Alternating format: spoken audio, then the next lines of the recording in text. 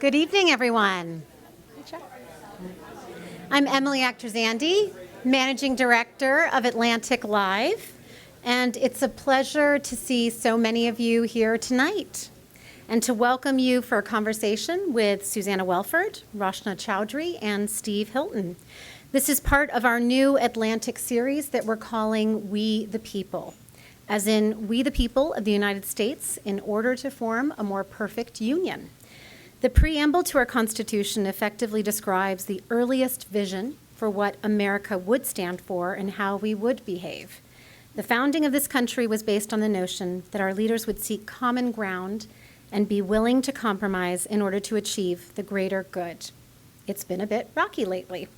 So today, and in all these Atlantic conversations, we'll explore the notion of civitas. And by way of explanation, in ancient Rome, civitas in the simplest terms meant the social contract that bound citizens together. So we'll explore what that notion means for today as we talk to people trying to address this country's biggest challenges. And I want to thank the American Federation of Teachers, our underwriter, for making this series possible. And before we get started, a few housekeeping notes. Please, everyone, if you could silence your cell phones, but keep them close so you can tweet using the hashtag WeThePeople. ATL. And with that, let's get started. Today's conversation features the disruptors, leaders who are creating new paths for people to engage with their government and run for office. Susannah Wellford is the president and founder of Running Start, an organization that encourages and trains young women to lead in politics. Rachna Choudhry is the co-founder and chief marketing officer of POPVOX, an advocacy platform that connects people with lawmakers in D.C. And Steve Hilton is the CEO of Crowdpac, a political data technology startup that calculates scores for political candidates' overall positions on a liberal conservative scale. And they're here with the Atlantic senior editor for politics, Yoni Appelbaum. So Yoni, the floor is yours. Welcome, everyone. Thank you, Emily. Thank you all for coming to be with us this evening. We're here to talk about how to disrupt American politics. It's almost hard to believe right now that anyone would want to disrupt American politics. But the privilege of the evening, I guess, is the chance to discuss not just what's wrong with American politics, which is what I spend my days chronicling right now, but to look closely at some people who are making a real difference in trying to figure out and apply practical solutions to the problems that they see in the United States right now. And maybe that's a good place to start, to ask each of our panelists to explain a little bit about the problem that they diagnosed and what it was that they set about doing in order to move us at least incrementally closer to a solution. So Susannah, can you tell us a little bit about what it was that you spotted? Yeah, I mean, I'll start and just say that I think one of the problems in politics is that right now is that we have so little diversity. You know, you look at Congress and it's really very much the same type of people that have always been there. And there are great studies that talk about how if we get more diverse decision makers, everything is strengthened. So I'm a woman. We don't have very many women in Congress, and while there have been many, many groups working to get women into Congress and to politics at all levels for many years, the change has been so incremental. And so what I kind of had a light bulb go off in my head in 2007. I was working to help elect young women to Congress and thought, you know, our biggest problem was we didn't have enough women running. That's really the reason we don't have as many women in politics, is not enough put their name on the ballots in the first place. And I thought, okay, so if women my age don't want to run because they think that it's not the appropriate thing, or they think that somebody else would do a better job, or any number of reasons they don't feel as qualified, what if we go back to basics, go back to women at a really young age, and start to change their whole attitude about what politics means, about what they're capable of. And so Running Start does something that I think is really revolutionary, that we work with 14-year-old girls telling them, we want you to run for political office. And when I first tried to sell this idea, people thought it was absolutely crazy, but we've now trained over 10,000 young women all around the country. They're an incredibly diverse group of women. They're from all political parties. They come from low-income backgrounds and high-income, and we are trying to bring this army of young women into American politics, which I really do think will cause big, good change. So you had that light bulb moment back in 2007 in Rachna. Did you have one moment which helped crystallize an issue? Yes, my own light bulb moment. I had been a lobbyist for a nonprofit organization. This is about 5 years ago. And I was getting really frustrated going into congressional offices, talking about these issues that were really important to my organization and to people. But what Congress was hearing was form letters and petitions with fake names on it. And they weren't getting real stories. They were getting just a lot of spam, essentially.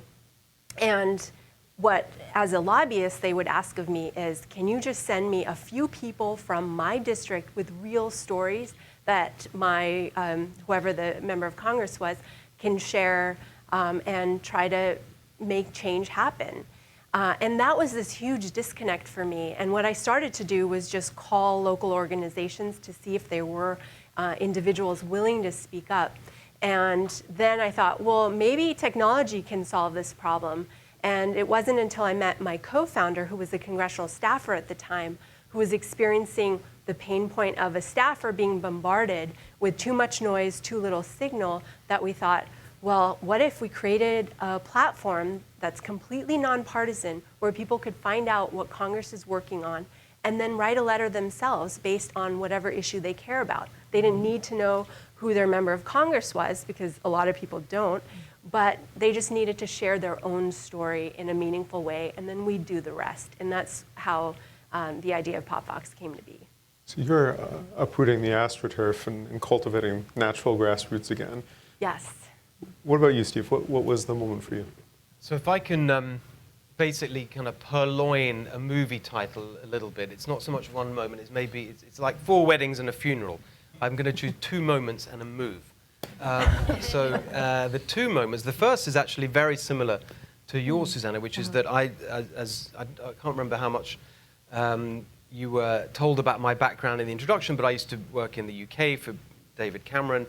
And before we were in government, when we were going through the process of modernizing the British Conservative Party, one of the things that I particularly focused on was the disastrous problem of diversity in our parliamentary representation.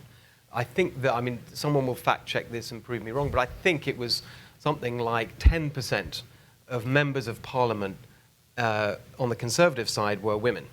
And obviously we found that to be totally unacceptable, not just for it in its own right, but because it meant that you didn't have that voice represented in all the important things that you want representation to do in terms of determining policy and so on. So it was one thing that we really wanted to change. Now, excuse me for getting political now at this point, but unlike the Labour Party, who was very comfortable with top-down centralised control, that had done a very good job on diversity by imposing all-women shortlists for its candidate selection, and almost within the space of 5 years had got to pretty much par on gender equality. We didn't have that because the Conservative Party's tradition was not to have that kind of top-down control. So we went through unbelievable, agonized processes to try to get the numbers up. And I won't go into the details, but basically during that process, I thought, you know what? I'm absolutely sick of this kind of battling these institutional party structures that get in the way of the progress you want to see. Wouldn't it be great if people just could get elected without relying on the party structures? If we could just have some way of getting people into politics, not through the party system, then we might get fresher people, fresh faces, fresh ideas. That was the first moment, back in 2010. The second moment was nearer the election when we were developing our policy program, and I was developing a set of reforms, I guess you could say pretty similar to the consumer financial protection stuff that was successfully implemented here. Well, people may argue with that word successfully, but still implemented. And it was just really striking to me that when we'd crafted this, what I thought was a pretty radical set of ideas to constrain and protect consumers from the financial services industry and the bad things it can do to people's lives, right at the last point, it was completely thrown out. And the reason was that the donors wouldn't like it. And the reason that mattered in the context of the British political scene, which many people might think, well, you don't have that same problem of money in politics as America does. That's true. There isn't so much of it, but you still need some of it. And the truth is that on the left, all the money is raised from the unions, and on the right, all the money is raised from the financial services industry, particularly hedge funds and so on. And it was just a really striking example to me of the clout of money in politics. So those were the two inspirational moments. I'm gabbling now because I did promise you I would do this in 3 to 4 minutes. I'm probably over time. The third bit, which is the move, is that we moved here. Our family moved here in 2012 because my wife was working at Google, and it was difficult for us in terms of having to travel all the time. So we moved here, and I had to think of what next to do. After I'd left the government, left working in Downing Street, and basically, in a terrible cliche, we were based in Silicon Valley. I was teaching at Stanford and decided that my next move would be to do a tech startup. And that's what I did, and I thought, well, I should do it in an area that I know about and I care about. And so I actually went back to those two moments and said I would like to create a tech startup that enables people to run for office without relying on the party machines, and that does something about the problem of money in politics. And that's what Crowdpac now is. It's a platform for political participation, but the principal method is the money. We're basically a crowdfunding site for politics, where you can raise money for either your own campaign, nominate someone to run for office, or direct money to the causes and candidates and issues and advocacy groups, anything to do with politics, funding the change you want to see through the political system. That's what we now do. So to me, it is a very practical way of achieving some of the reforms that I know many people here will want to see in terms of campaign finance reform and diversity in politics. We're trying to do it, as it were, through the marketplace, through a technology platform that, in our words, tries to give politics back to people. So one of the things I'm thinking about as I listen to the three of you describe these ventures is that we live in an age of heightened partisanship, or maybe more accurately, many Americans are extremely dissatisfied to affiliate with a political party, but they really hate the other party.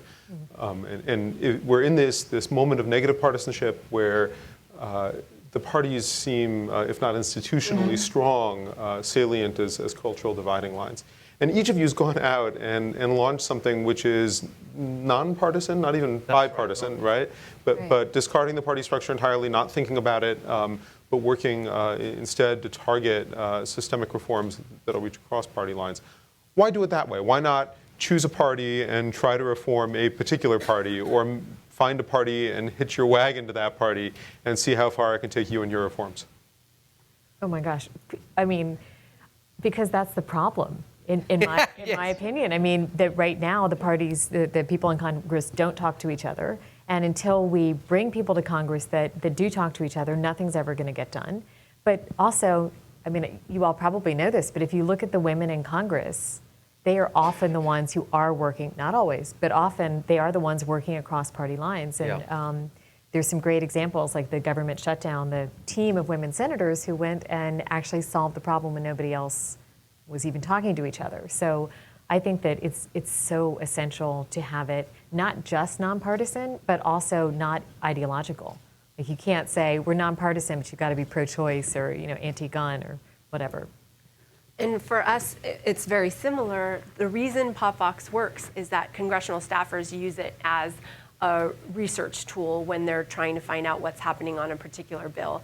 And the byproduct of that, the byproduct of the bipartisanship, is that individuals that come and read other people's letters can see both sides, can see what their side is saying, but can also read someone that opposes a bill and what they're saying about it. And if anything, one of my personal goals is to bring empathy into this storytelling. You might not have to agree with someone and support a particular bill, but at least you can understand where they're coming from. And that kind of dialogue is really important. And oftentimes, there are bills where a Republican might agree with somebody that's a Democrat. But on our site, we don't ask you if you're a D or an R or an I guess. We just allow you to just share your own story. And we all have those stories to tell. And that's that's what Congress wants to hear as well. Are you promoting cooperation or? No. No, I mean, I agree with it, I'd like to see more of it, but the word I would choose, we're promoting participation. I think the reason that frankly, it never occurred to me not to be non-ideological and non-partisan. I didn't even really think about it. But post-rationalizing it, I think that it's certainly true that in that first moment of saying, well, can't we get more people elected without the party machine? The phrase that went over and over in my mind then, and I still use a lot now, is wouldn't it be great if we could get more independent and independent-minded candidates elected? Either literally independent or just independent-minded, so that they won't just toe the party line. Because I thought that was a big problem. That was a real constraint I found working in Number 10 Downing Street, at the heart of power, in a much more centralized system than the US. You'd think you could kind of do almost anything you want, and actually, a lot of those constraints I felt, to real radical reform came from the party system. On the funding, so that's on the kind of running for office and giving candidates a platform to run that part of Crowdpac. The other form of participation, the funding, boosting small donors and making it easier for citizens to find candidates and causes that match their beliefs, and that whole side of it. Again, I just thought, well, most people, I think I'm right in saying, are the biggest group of people in the US are independent, self-identify as independent. And so it felt to me like they're the ones that are being underserved by what's out there. If you're a dyed-in-the-wool, on the left or the right or on a particular issue, you know where to go. You know where to go if you're pro-choice or pro-life or NRA or whatever. You've got these kind of established organizations for the people who are very, fixed in their views and in a particular place on either side. But if you're not, and I think most people are like this, where you kind of, well, I kind of agree with them on that, but that doesn't make sense. There's nowhere really that you belong, and that's why we wanted to be nonpartisan. You want to jump in? Oh, yeah, and we found that as well through POPVOX, where when we initially created the site, we didn't have as much legislative information. And what I learned, and I was under the impression that people wouldn't read bill text. How many of you have actually read bill text? This may be the wrong crowd to ask. Yeah, okay. Never mind, I take that back. But most people, I assumed, would not want to read bill text. But the number one request right when we started was, can you put bill text up on the site as well for every bill? Why? Because they didn't trust either party, or they didn't trust the traditional press releases that you could get from the Speaker's office about what a bill was about. They wanted to see for themselves before they weighed in. And that was one of those aha moments where people actually want more information. They don't want to be told what the bill is about, but actually do that research. And I think the part of the frustration people feel is that they don't have access to the information that they want. They don't actually know what's happening in Congress and all the nuances, or why it takes so long for a bill to pass, or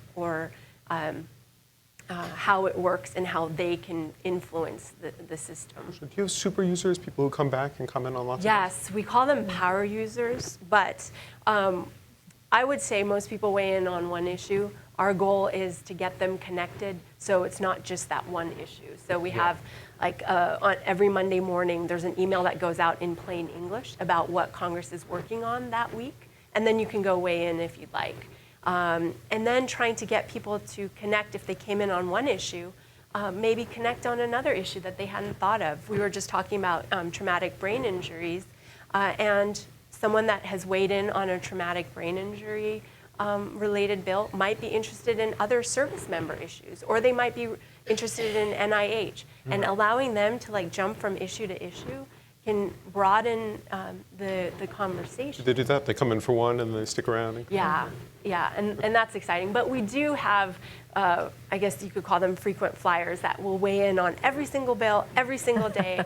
And our congressional staffers tell us that they're the ones that call the office every day. So there's a group of people that are super passionate. So there's another congruence here, it occurs to me, which is that rather than going out and promote sort of the broadest possible mass participation of tens or hundreds of millions, each of you has found a way to cultivate a form of participation that appeals to a core group particularly strongly, right? If you're getting people to commit to running for office, that's not a small commitment. I think anyone who's ever worked on a campaign or run for office themselves knows just what an enormous commitment that can be.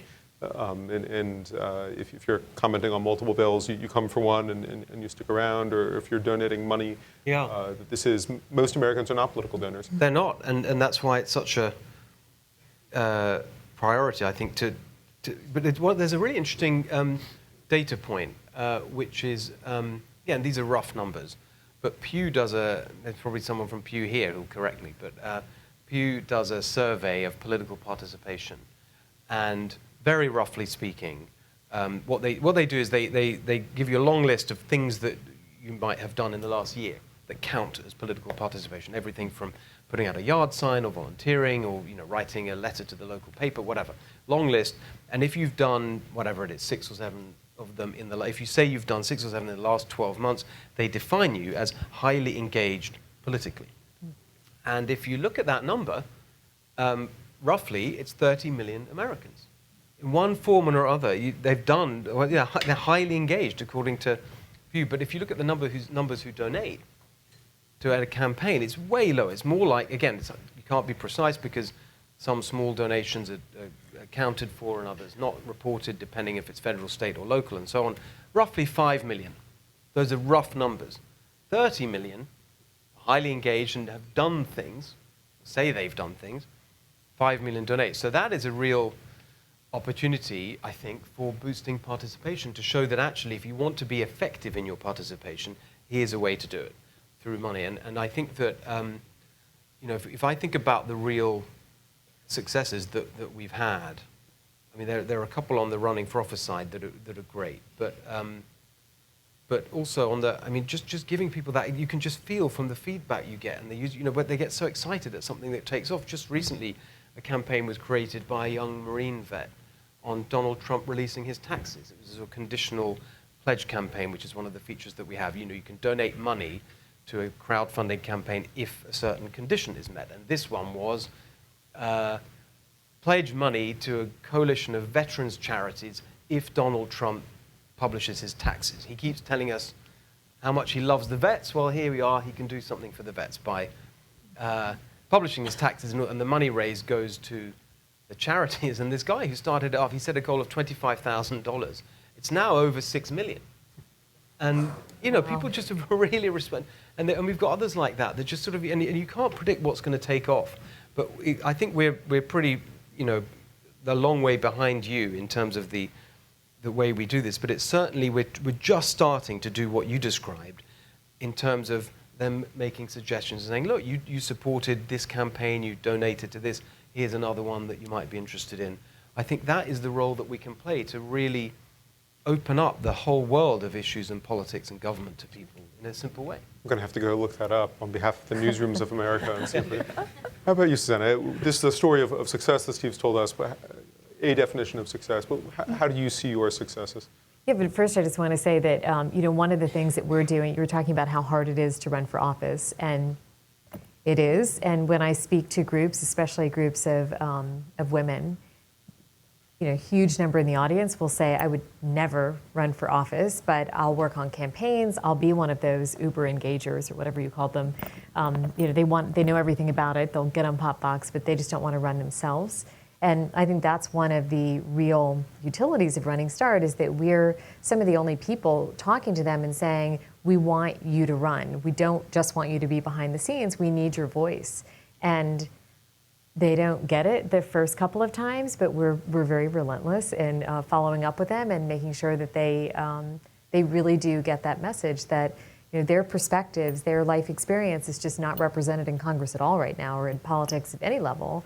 And so we've got to get them in to run. Can you think of a candidate at the state or the local level this has worked for? Wait, sorry, what? Can you think of a candidate for whom this has worked? Oh, yeah. I've got a couple. Well, I mean, I'll tell you, like, one story that I love is that we had this young woman go through our program. She was a Muslim woman. She wore a hijab, and she told me the first day, this girl's, she's 16 when she went through our program. And she told me the first day, she said, I really love politics. I would love to be an elected official, but it's never going to happen because there's literally no one elected who looks like me. I mean, I don't think that there's nobody in Congress. Maybe at the state and local level there are.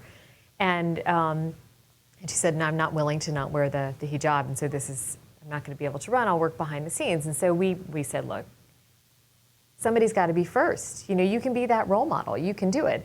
So, you know, she's a junior in high school. She goes off to Middlebury College, and she wrote me this great note her freshman year. And she said, I did what you guys said. I decided to run for student government.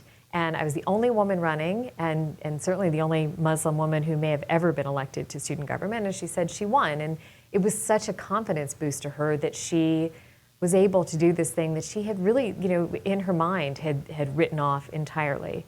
And that's the kind of story I like. You know, just getting people who, they've got great ideas, they're problem solvers, they want to do big things, but they think, well, it's not going to be me. And that's our role, is convincing them that it can be them, that it should be them. Did you want to jump in? I did. I did this. I completely agree. That's what's so exciting about all this. And we've had a couple like that really, for me, make it all worthwhile. And funnily enough, you reminded me of a story, literally, a Muslim woman who made a video on our site, uploaded it wearing hijab, and she, I think it was from Philadelphia, and she, it was incredibly moving. She made this video standing in front of a portrait of her son, who 5 years previously had been shot and killed through gun violence in Philadelphia. And she had a full-time job, but she had devoted herself to trying to make something of that, to get something positive from it, and had set up a tiny little non-profit. It was basically just her. And she went round to local schools to try and educate young people about guns. And working with a local partner, it was Black Voters Matter, not Black Lives Matter, and make that clear. And we worked with them locally to kind of spread some awareness of our tools, and they put out the word, and a whole bunch of people were nominated, because on ours you can either run for office yourself and raise money, or you could be nominated. And somebody nominated this woman, and she made this video explaining that she's a social worker, and she's just telling the story about her son. And then she said, well, you know, and then I suddenly got nominated on Crowdpac, and all this money started being pledged to get me to run for office. And then she said this beautiful phrase. She said, at first I thought, why, you know, how can a social worker, you know, why would you want to, what can a social worker do in politics? And then she said, and then I thought, well, maybe we need more social workers in politics. Right. And it was just so inspiring. Very moving. There was another one that was not quite so emotionally moving, but politically significant, which was same place. We spent a lot of focus on Philadelphia. We used it as a test market last year because it was an off-year election, so we were able to really kind of concentrate there. And there was a district. This was for the state legislature, Pennsylvania state legislature, and it was one of those classic districts that was completely safe district. I mean, I'm not exaggerating, it was kind of inherited. I mean, it was handed down from generation to generation. I think it was literally, I can't remember the genders, whether it was a grandfather and then the daughter, or the grandmother and the son. But anyway, we now are on the third generation of Democratic insider that was going to take this seat in the state legislature in this election. And it had been uncontested for, I don't know, 30 years. Complete machine politics at work. I'm not being partisan, it just happened to be in Philadelphia, and it was on the Democrat side. And again, someone was nominated, I think by his students or something, and a guy, a complete political outsider, was nominated on Crowdpac, started seeing support come in, raised money, got into the race, won the seat. A total outsider took the seat, to the complete horror of the machine politics going on in that place. And I just thought, yes, that's what this is about. That's what we're trying to do. It was just a fantastic story, and it showed me what's possible Because for so many people trying to get, I'm sure you have the same experience, that although it shouldn't be a barrier, raising money just is a huge barrier. Not necessarily actually raising money, but the thought of having to raise money. And can I just jump in and say that I connected with Crowdpac because our young women, that's one of the biggest barriers because they're not traditional candidates, and it's harder for them to raise money. So anyway, this panel is helping us all to work together to elevate our causes. How about you, Rachna? Was there a bill or a controversy before Congress that? As Steve was telling his story, what I immediately thought about was this new feature that we have. It's like one of those secret features that isn't fully public yet, but you can create your own profile on POPVOX and curate all the bills that are important to you, and then you can have a photo and a little bio about who you are and why you're an issue expert. And I immediately imagined this person running for office using Crowdpac, learning all these secrets from Susannah, and then having a list of bills. And even if they're a newcomer or outsider, it's sort of a record of where they stand on particular issues and why. Yeah. So immediately I thought, oh, wow, wouldn't that be cool if then they tweeted that out saying, hey, had I been in Congress, this is what I would have voted on. Yeah. This is, you see, you guys aren't supposed to get along this. Let me, I'm a journalist, I'm something of a professional louse, and I want to ask a skeptical question, which is, this is a campaign season that's tapped a lot of passions. At times, democracy has seemed a little bit too raw and too direct. And there has been, if you talk to members on the Hill, they'll say, well, I wish I could sit down with my colleague across the aisle and hash this out, but I get all these angry emails. I go home to the town halls and they excoriate me, and I can't possibly strike a deal. I just have to sort of hunker down and hope that things improve. Bringing people this directly in, can it have negative effects? Wow, we're silent because we don't think of the negative effects. We're all about solutions. I've heard that argument. I remember being, thoroughly, I'm not going to say, verbally abused. Verbally abused. I'm going to use that term by a very senior member of the faculty at Stanford, where I taught for a little bit when we moved over here. Head of the law school, I think, and we were just being introduced, and we were talking, and I was explaining, I just was forming my idea for Crowdpac and everything, and he was so damning of the whole notion of participation, because he said, and I'll try and be fair to his argument, I think he used the term, it's the rule of the mob, if you're not careful. If you get people just participating, that's why we have representative democracy, not direct democracy. It's fulminating against what I was trying to do, that it was to destroy democracy rather than improve it. And my response was, well, maybe one day, if we get to such a point that it's, everyone's on Crowdpac funding these crazy causes and it's all working, and it's a problem you'd like to have. The wrong people are being elected, but honestly, participation is so low, and that there's only upside, I think, at this stage in getting more people involved. I mean, for example, just look at voting and how when you have the problem with, it's exactly the opposite problem, in fact, to what he's saying, because if you look at the way it's all structured, you have so many either mainly gerrymandered or for whatever reason safe districts, which means that the primary, if there is one at all, because whatever it is, 40% of positions are unopposed anyway. But let's say there's a primary. That's where the real election happens, as we know, because most districts aren't going to change party, and the vote, the turnout in primaries. Think about state legislatures, which control most of the things that actually really affect people's lives. They 6%, 7%. These are not uncommon numbers. In other words, it is the extreme, if you want to be, the extreme activist, hardcore people who are participating. And sorry, no, you go.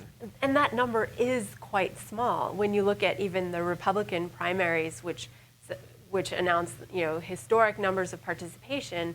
We're just talking 12 million, 13 million people voted in the Republican primary for Trump, and that's a small number when you think about how many people are in this country total. And it's the same for us. It would be great if millions of people came to POPVOX and weighed in and shared their voice, and then we'd have the problem of, is it too much sharing of voices or something? But The reality is the Indiana University Center for Congress had a study about what people's impression of individual Americans connecting with Congress is, and they gave them like a rating scale. And in terms of how well they knew the issues, Americans gave us as a society a D+. I was happy with the plus part, but I don't even know if there's actually a D+. And in terms of contacting Congress about an issue you care about, again, a D+.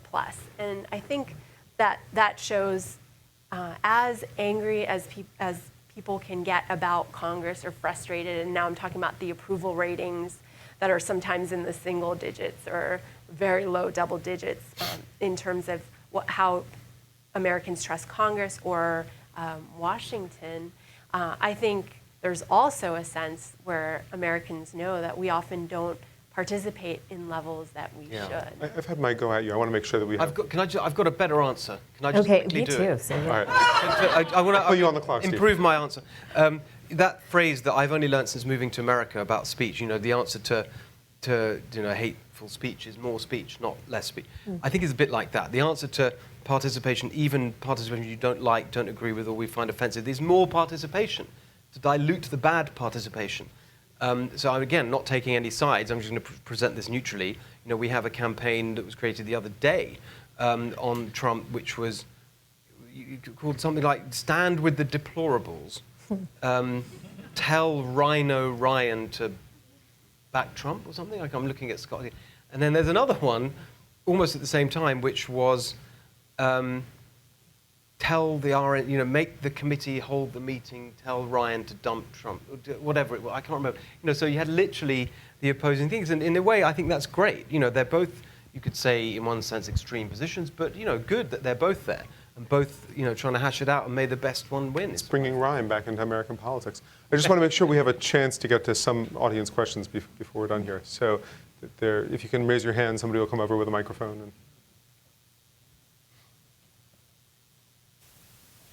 And if you could tell us who you are. Okay. My name is Don Daniel. I'm with Georgetown University. While I listen to everything that you're saying and kind of agree with you in an idealistic sense, I guess I'm 71 years old and I'm a cynic. And for instance, I think about the fact that no matter what, for instance, Trump does, and I'm putting my heart on my sleeve here, his base is never going to go away. His base is going to be there. And no matter how much I might try to educate young late women in his base, I don't think it's going to have any impact, and so forth. And I'm wondering, what does that mean, though, for we the people? And what does that mean for the civitas, that we're talking about? Because we have a group of people here who I think, and maybe too with the Bernie side, although I'm not sure I'm more sympathetic with that side, but maybe too with the Bernie side, we have people that are not interested in what you're interested in the sense of centrist politics or finding out, can I connect with somebody else? They're not interested in connecting. They're interested in pummeling the other side into the ground like a tent peg. They've been made so angry by the politics that we've had. And so how do we get around that? So, and this is great because this is actually what I wanted to say. So thank you for letting me express what I was going to say before the break. So I think it's more of what Steve said, is that we need more voices. But you might say, well, even though we have more voices, we have these structures in place that make it very, very difficult for a lot of those voices to get heard. So I don't mean to embarrass her, but Michelle Whitaker is in the front row, and she is with Fair Vote. And you all should look up Fair Vote, because what they're trying to do is totally reform the way we vote and the way that our electoral system works. And I think that with some of those reforms, you do end up with a system where more people's voices are heard. It's not just the extremes. And also being heard, where are you being heard? If you're just tweeting all the time about your views, is that really affecting political change or legislative change or regulatory change, whatever kind of change you're tweeting about? Probably not.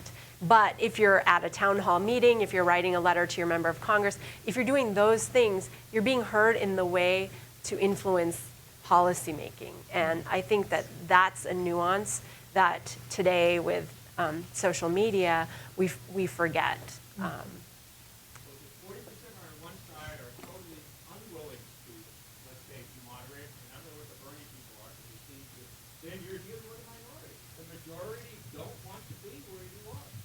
The majority of people, they may not be all together, but they don't want to be where you are. Thank you. No, I want to make sure they have a chance to I think it's a great point, and but I would say, I don't think the answer, I wouldn't claim that the answer to your point is, certainly as far as I'm concerned with Crowdpac, more participation. I think the true answer to your point is to solve, or at least ameliorate, the underlying issues that give rise to the anger and the lack of reason.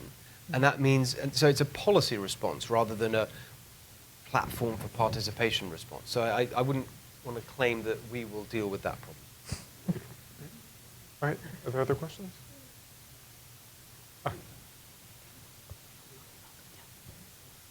Hi, I'm Shrika Montgomery, Washington, D.C. resident, and part Philadelphia and part Texan. Susannah, thank you so much for being here. It's great to see you. Thank you, Atlantic Live, for having this event. My question is really to follow up on this gentleman's excellent point. I have been completely traumatized by this year's election, and I think from my perspective, and I'm a former State Department employee and an official, to me it seems like some of the things that we're using, like the Smith-Mundt Act, which prohibits us from using certain types of education and awareness around our culture and our values and how our electoral system works and our political process works, we're really barred from using those same messages that we use towards our foreign audiences here in the United States. And I'm saying this as a backdrop to really get at his point, and that is, there is this rising majority, I believe, of people who are getting a lot of their information, whether it's disinformation or whatever it is, from the media, from social media. And I was overseas for about 5 months, about a year ago, and I came back, and I feel like this country is a very different nation. I saw the media coverage for months sort of promoting Donald Trump, and then thank God this week we seem to be back to sensible journalism. So I really want to ask you a question, particularly to you and the panelists and everyone. What do we do to curtail this rise of really anger and resentment and negative messaging that's arising from the media, largely from social media? And I do want to thank you, The Atlantic, for your very good journalism in the past. Well, you've been doing excellent journalism, but particularly in the last couple of weeks, I really want to thank you for that. Well, does anyone want to tackle that? Yeah, I'm happy to go. First of all, a story. I think that, so we launched Crowdpac in a very kind of shoestring way in the UK. We started here about 2 years ago, and we launched in the UK just before Brexit. And one of the reasons that I really wanted to do that was because even from afar, I actually went back and campaigned for Brexit, but that's a whole other story. But one of the things I really observed was exactly the phenomenon you're describing, which was that in that campaign, it was just incredibly overheated on both sides. It was an incredibly important and complex decision, and yet it was being, people just shouting at each other and incredibly aggressive. And it was very clear that people, friends were telling me this, and you could just feel it, even if I wasn't there, that people were being really let down by the way that election was being covered and reported and consumed in mass culture. And so I thought, well, one of the things that we do is voter information. We have this data. We haven't really talked about that, but we have a whole side to our business, which is data, objective information, and voter guides and that kind of thing. But well, surely we should, we should be able to do something there. And I said to the very small team doing it, I want something really thoughtful and serious. And they said, oh, no one's going to be interested. It's like, I said, no, I want to do it. And so what we built was a questionnaire that took you through the issues involved in Brexit in a really, really deep, and I said, I want these questions to be difficult, and they were really hard to answer, and there's information you could follow. We designed the thing to be really deep, and we then tested it, as you're supposed to do, in terms of different versions of it, just classic product testing. And what was really interesting was that we tested short versions, medium versions, more information, less information, and by far, the version that had the highest completion rates, which is a huge metric for us, was the most complicated and the longest, with the most information. And this is a mass test across the country. And it was a really reassuring thing to me in a way, which is that people did want to engage in this seriously. They felt that they were being not that wasn't going on, and they really responded. Actually, did incredibly well in the space of a couple of weeks. Literally, we had over 1 million people do this and go through this very lengthy process to figure out which side of it they were on. So that was one small sign of optimism, I think. I'll probably stop there. That was quite a long answer, so I'll give you a chance to chime in. I just have a small note that a few years ago, a campaign started called Name It, Change It. And what it did is anytime a female politician was criticized for what she was wearing or how long her hair was or what kind of makeup she was wearing, they called it out as sexist. And that was very useful, actually. And it really, great. It turned something that could have been such a negative into a positive. Well, probably not, yeah. I can tell you that through this election, two things that we've seen consistently resonate with audiences. One is trying to maintain a sense of historical perspective and to note what is new, what is different, what is salient, and not get a nerd to it. And the other is that we find the same thing that you do, that emotionally resonant articles may travel further on social media, but when we're looking at what people are really reading all the way through, what they're engaging with and commenting on, it is always the most complex stories, the ones which bring a multiplicity of voices, the ones that are offering perspectives directly to readers that they may not otherwise encounter. And that's really what readers have sought out during this cycle. So, maybe there's some hope. I don't think anyone on this panel wants to stand here and pretend that in 60 minutes we're going to offer you panaceas for the American political system. But maybe a few green shoots. Where's the microphone? There we go. Hi, my name is Jasmine Wyatt. I work in Senator Durbin's office. And my question is essentially something that has curbed my own political aspirations, if you will, from having worked on the Hill, watched this election, previous elections, is how vitriolic the entire process can be, how they drag your family through the mud, how they drag, things that happen in college, anything, really, your entire personal life and those of your family, associates, and whatnot. And part of that is exacerbated by social media, the sound bites. We need a 6-second sound bite or whatever. And so I'm wondering, how do you prepare your young women that go through your program for that? How do you, call out those different issues and really prepare them for the fact that elections have gotten nastier over the last several years, several decades? Well, first of all, we don't lie to them. We don't say, you should run for office. It's going to be just lovely. So we bring in a lot of elected officials and frankly, a lot of candidates too, to talk about what it was like.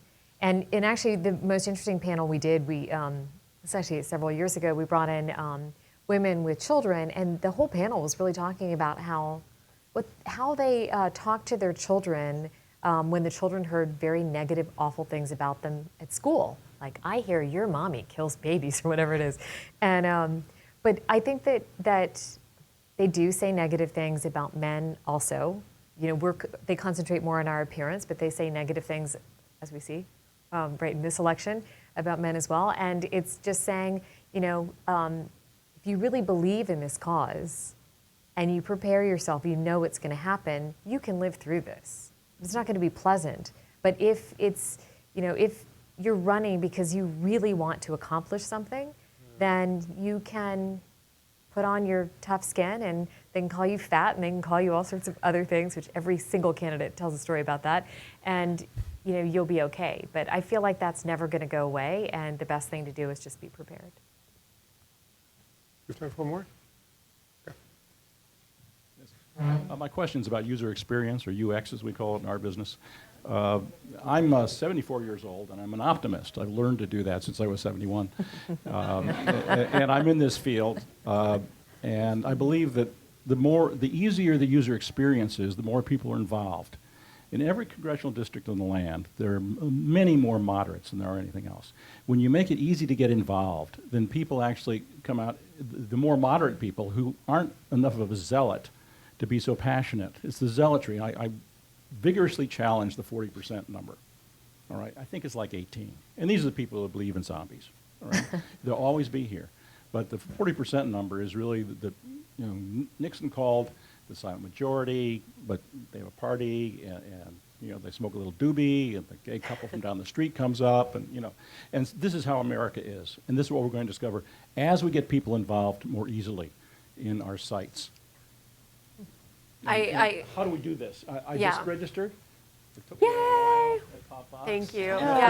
Yes. It's always a work in progress. How are we going to do this? So user experience is so important, especially because folks are used to getting information on their phones in almost real time and on beautifully designed sites.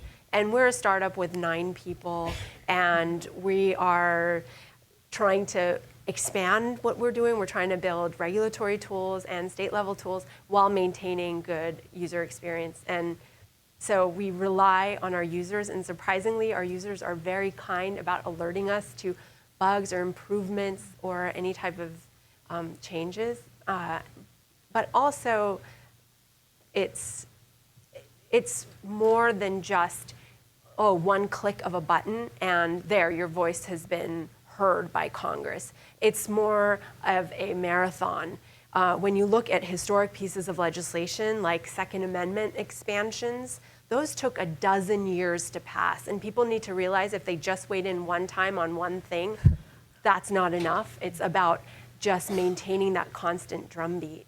And that's the lesson that I've learned now, being able to see both sides of it. And yes, user experience always needs improvement. I know that point. But also, this is for the long haul, and people shouldn't get frustrated why suddenly a vote didn't happen. And I have users telling me, well, I see 500 people have weighed in on this issue. How many votes do we need before Congress is forced to vote on something? And that's not how Congress works. And that's not how and then I always say that's not how the founding fathers wanted it to work. But yes, your point is well taken. Great.